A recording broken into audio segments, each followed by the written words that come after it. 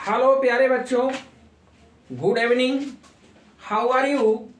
I hope you will be fine and okay. I am also fine and okay. I welcome you in SSP Academy. आज कक्षा 10 के बच्चों के लिए board examination में जो अनुवाद आए थे 2020 में, तो क्योंकि सेट होता है, ऑल सेट होते हैं, तो हर सेट को एक साथ इसमें सॉल्व कर पाना बड़ा मुश्किल है। इसलिए आपको वन बाय वन इसको समझाया जाएगा और आप समझने की कोशिश करिए। ट्रांसलेशन बड़ा ही महत्वपूर्ण एक कला और तजुर्बा है जो ग्रामर के माध्यम से आप ट्रांसलेशन करते हो। ट्रांसलेशन होता क्या है? ट्रांसलेशन वह विधि है जिसके माध्यम से हम एक भाषा को दूसरे भाषा में परिवर्तित करते हैं। ये जो कला होती है ये अनुवाद कहलाती है। और ट्रांसलेशन में सबसे बड़ा रोल जो होता है वो ग्रामर का होता है। और टेंस की तरफ हमारी जो पकड़ होती है वो बहुत ही डीप होनी चाहिए, बहुत ही गहरी होनी चाहिए, तभी जाकर के हम ट्रांसलेशन को अच्छी तरीके से सॉल्व कर पाते हैं। तो किसी भी चीज को सीखने के लिए एक दिन में आप नहीं सीख सकते, आपके उसमें टाइम लगता है। आप संघर्ष करते हो, टेंस को सीखते हो, वर्ब्स को समझते हो, सब्जेक्ट को समझते हो, ऑब्जेक्ट को समझते हो, उसके बाद ही आप ट्रांसलेशन की विधि को समझ पाओगे। अब यहां हम शुरुआत करेंगे। Let's begin. यहां जो ट्रांसलेशन आया है 2020 में, उसका एक अनुवाद यहां दिया गया है। इस अनुवाद के माध्यम से आप समझने की कोशिश करो कि कैसे सेंटेंस को हम सॉल्व करते हैं। जैसे यहां दिया है नई दिल्ली। नई दिल्ली भारत की राजधानी है, ठीक है। तो ये जो सेंटेंस है आपका है, ये राजधानी है। ये जो है लगा है ये इज एम आर में से क्या लगेगा ये बताएगा सब्जेक्ट। कौन है राजधानी? भाई न्यू दिल्ली। तो ये जो तीन शब्द आपके सामने हैं, ये नई दिल्ली और भारत की राजधानी, ये जो तीन खंड है आपको रखने हैं। 1 2 3, छोटी सी बात है। ट्रांसलेशन आपको करना है नंबर 1, नंबर 2, नंबर 3। तो अब न्यू दिल्ली की अंग्रेजी हम यहां लिखेंगे न्यू दिल्ली। ये हो गया। अब आपने कर्ता लिख दिया। कर्ता के बाद क्या आएगा? न्यू दिल्ली के अनुसार इज आएगा, इज। अच्छा, एक बात और ध्यान देते हैं कि का की जो अंग्रेजी होती है वो देखिए, जैसे भारत के प्रधानमंत्री, भारत की राजधानी, भारत के राष्ट्रपति, भारत के वित्त मंत्री, ये इस तरीके से आप जब सॉल्व करते हो तो ये उल्टा चलता है। जैसे लिखेंगे द कैपिटल ऑफ इंडिया, ये इंडिया ऑफ कैपिटल नहीं लिखा जाता, द कैपिटल ऑफ इंडिया। तो अब यहां पे लिखेंगे द कैपिटल ऑफ इंडिया। ये बन के तैयार हो। अब यहां आपका क्या हो जाएगा? Full stop. ध्यान दीजिए, फुल स्टॉप। अब प्रत्येक फुल स्टॉप के बाद first letter should be written in capital. ध्यान दीजिएगा, भारत के राष्ट्रपति और प्रधानमंत्री दिल्ली में रहते हैं। अब आप टेंस आप देख लीजिए, कौन है? ता है, ती है, ते है, प्रेजेंट इंडेफिनिट टेंस। हम अलग से फोकस करके आपको बताएंगे उसमें पहचान के बारे में। अगर प्रॉब्लम आपको होगी तो अलग से वीडियो उसके लिए बना देंगे पहचान के लिए। और भी सूत्र तो मैंने लिखा ही है, अपलोड किया है, देख लीजिएगा। तो अब यहां पर कौन रहते हैं? कौन के उत्तर में क्या मिलता है? कर्ता। कौन रहते हैं? भारत के राष्ट्रपति और प्रधानमंत्री, 2। अब 2 पोस्ट को यहां दिखाया गया है तो इसका मतलब ही बहुवचन होगा, ठीक है। तो क्या लिखेंगे? The president and prime minister of India. क्या?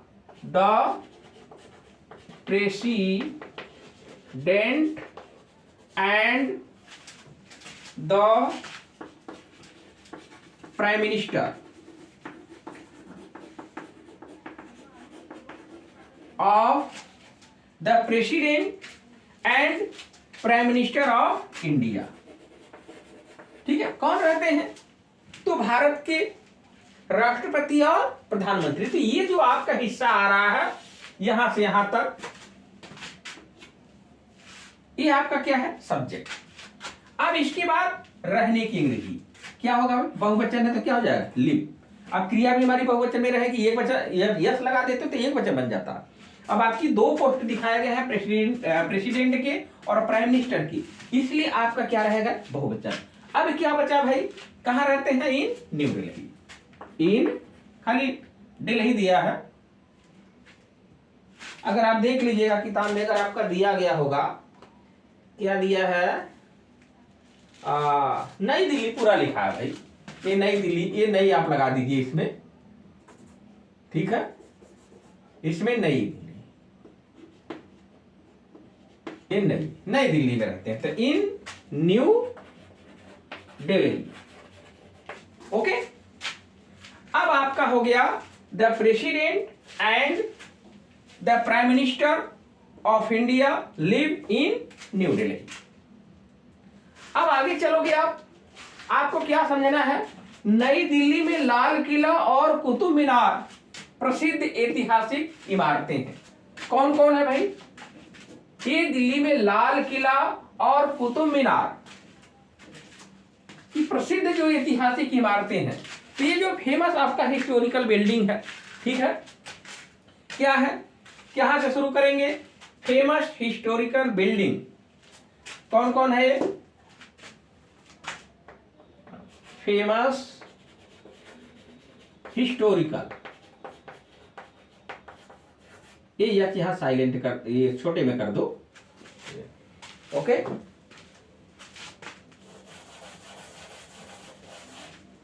फेमस हिस्टोरिकल, ऐतिहासिक कि ऐतिहासिक।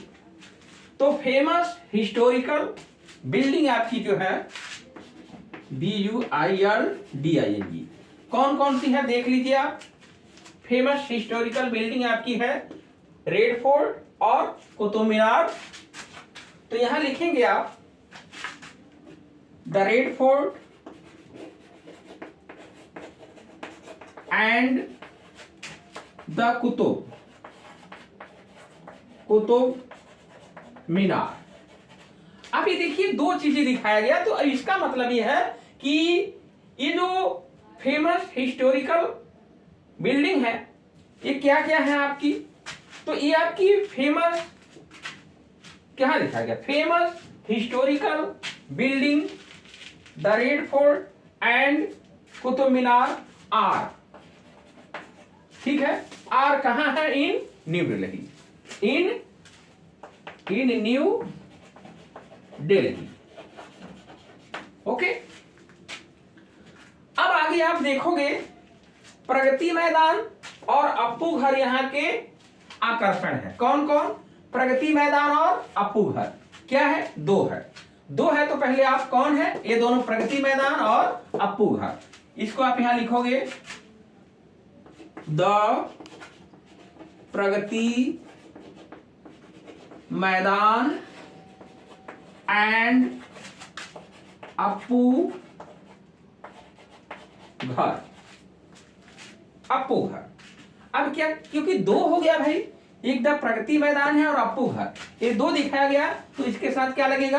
आर हो जाएगा आपका, आर, ये हो गया। अब आर हो गया, आर कहां? यहां। Are attraction of hair, are the attraction of hair। Okay, कैसे लिखोगे आप? ये attraction of hair, उल्टा, जैसे मैंने बताया यहां पे द कैपिटल ऑफ इंडिया।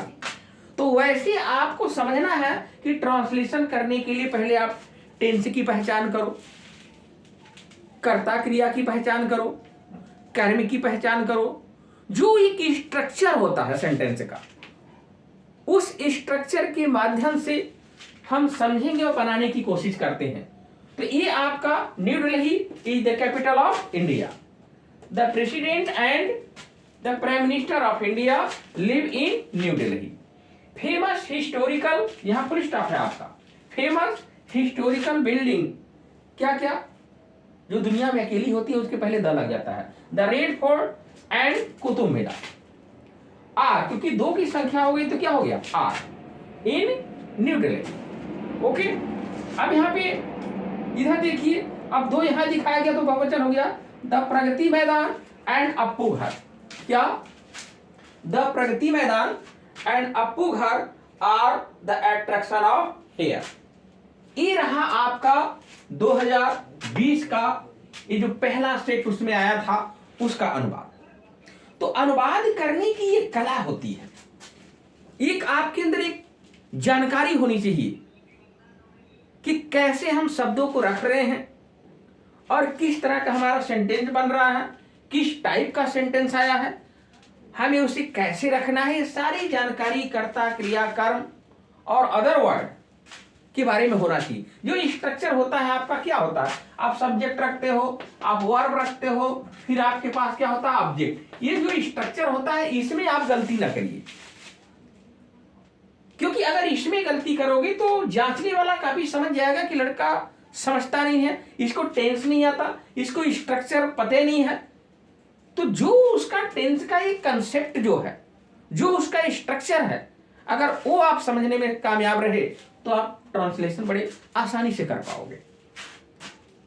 ठीक है, तो अब पर डे के हिसाब से मैं इसको सॉल्व करता जाऊंगा।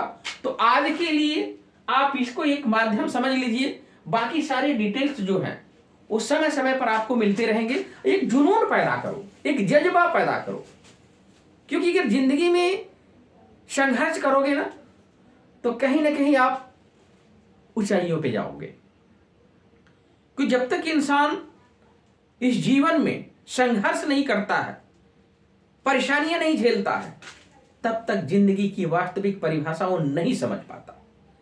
इसीलिए टाइम की कदर करो, वक्त पर सारी चीज करने की कोशिश करो। आपके पास टाइम है, कक्षा 10 के जो विद्यार्थी हैं, 12 वालों के लिए भी चलेगा, उसमें भी हम आपको जो बोर्ड एग्जामिनेशन के पेपर हैं ग्रामेटिकल जो है उसको मैं सॉल्व करूंगा। तो ये आप समझने की कोशिश करो कि आप किसी विधि से चलने की कोशिश करो। अगर उस विधि से आप चलने में कामयाब रहे तो आप बेहतर कर पाओगे। तो thank you so much, good luck, bye bye.